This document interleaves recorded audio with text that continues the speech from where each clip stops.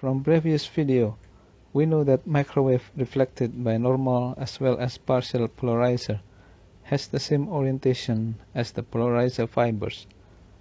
Its orientation is not affected by transmitter's axis orientation.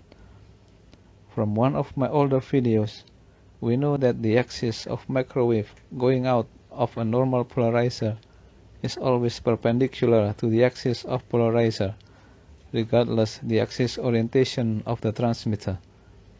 Here we will show that when partial polarizer is used, the axis orientation of outgoing microwave is also affected by axis of transmitter. Let's start with all equipment oriented in a vertical position. The transmitter is then turned 45 degrees to the right, and the intensity reading on the receiver drops.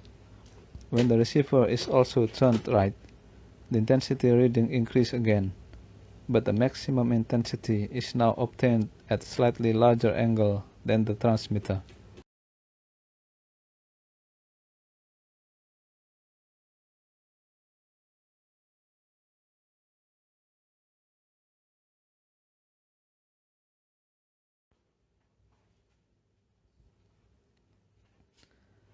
Now the distance is adjusted to get maximum scale of intensity reading when the receiver is aligned to the microwave coming out through the partial polarizer, which is now different than the orientation of the transmitter.